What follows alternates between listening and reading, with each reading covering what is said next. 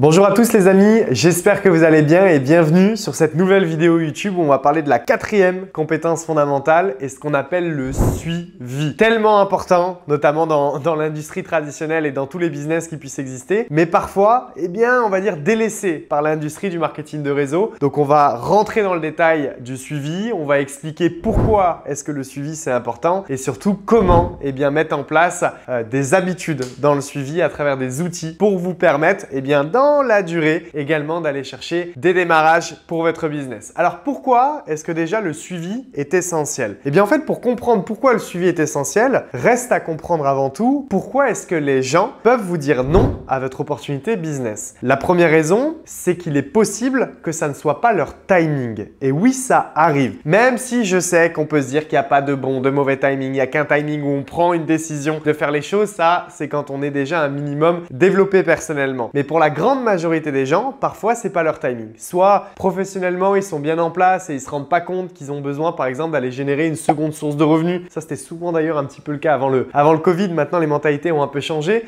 Soit ça peut être encore une fois juste ils n'ont pas envie et ils sont dans un certain confort, une certaine sécurité. Donc c'est pas leur timing. Est-ce que par contre c'est définitif? La réponse est non. C'est-à-dire qu'aujourd'hui ça peut l'être, mais il est possible aussi que dans un an ça soit totalement leur timing. Le problème c'est que si vous n'avez pas mis en place un suivi, dans un an, vous ne serez pas là, en l'occurrence. La deuxième raison, c'est que parfois, il y a des gens qui peuvent vous dire non parce qu'ils n'ont pas confiance. Et oui, il faut savoir se le dire. Alors, la confiance, ça peut être dans le projet. La confiance, ça peut être aussi dans, quelque part, soit l'industrie ou la sphère dans laquelle vous êtes. Et il faut aussi qu'on soit honnête parce que c'est la manière, on va dire, de pouvoir vous aider à progresser. Ils peuvent aussi ne pas avoir confiance en vous. Et ça, moi, je sais que personnellement, je pense qu'avec le temps, vous allez voir un petit peu comment je fonctionne et la manière de penser que j'ai. Mais c'est toujours comme ça que je le prenais. C'est-à-dire que je me disais que si la personne n'a pas démarré cash, certainement qu'en fait, il y a un problème de confiance et aussi vis-à-vis de moi. C'est-à-dire que soit est-ce que je suis la bonne personne pour pouvoir l'aider à répondre à sa problématique et l'amener vers la solution, soit peut-être qu'on ne se connaît pas suffisamment et donc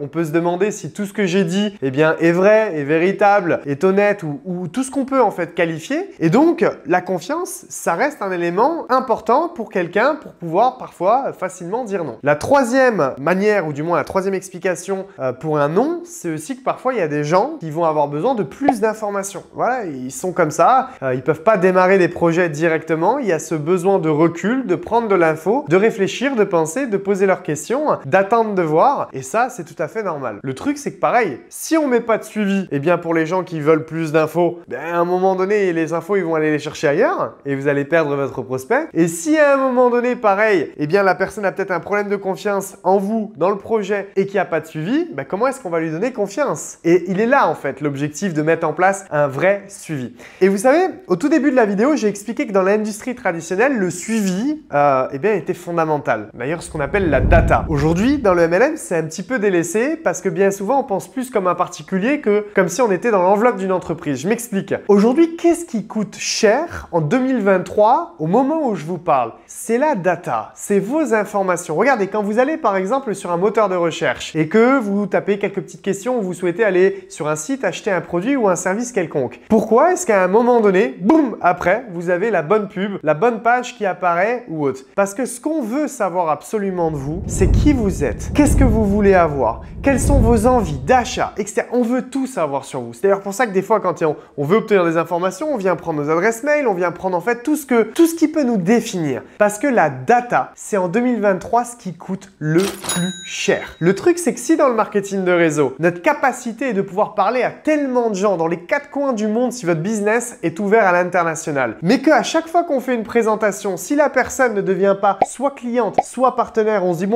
on passe à autre chose, on m'a dit qu'il fallait passer à autre chose et on met pas en place ce suivi.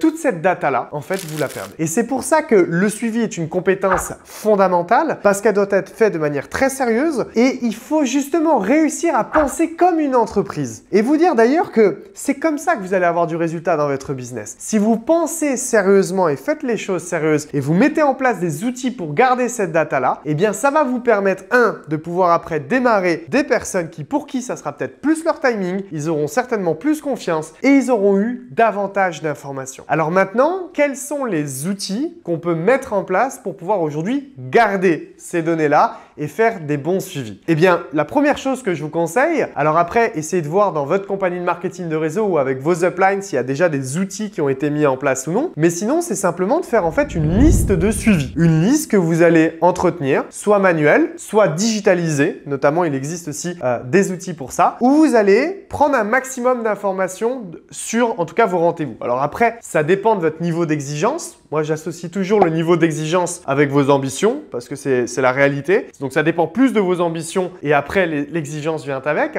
mais du nombre d'informations que vous voulez. C'est-à-dire qu'on peut commencer bien sûr par le nom, prénom. On peut commencer après par l'âge, la profession. On peut aussi avoir la ville, le pays. Ville très importante. Pourquoi? Parce que vous verrez que le but dans le business, même dans le marketing de réseau, c'est de prendre des coups d'avance. Si vous avez par exemple la ville ou le pays, ça vous permet, notamment quand vous connaissez les différents moyens de pouvoir présenter le business, j'ai déjà fait une vidéo là-dessus, de pouvoir dire « Ah, là je sais que la semaine prochaine, j'ai une convention par exemple à Lyon. Ah, mais je vais aller regarder dans ma liste de suivi toutes les personnes à qui j'ai présenté qui venaient de Lyon. Comme ça va être une manière pour moi de les suivre, de les relancer pour pouvoir leur demander eh bien, si ils sont disponibles sur les dates de ma convention de Lyon parce que je suis persuadé que cette convention pourrait leur permettre d'avoir soit plus d'informations, soit prendre plus confiance au projet et ça va être en plus un événement super. Vous comprenez l'idée? Prendre des coups d'avance. Donc, on l'a dit, nom, prénom, âge, ville, pays. Ça peut être aussi la raison de pourquoi la personne n'a pas démarré à l'instant T sur votre présentation. Mais vous l'avez compris, au plus vous allez récupérer des informations et au plus ça va vous servir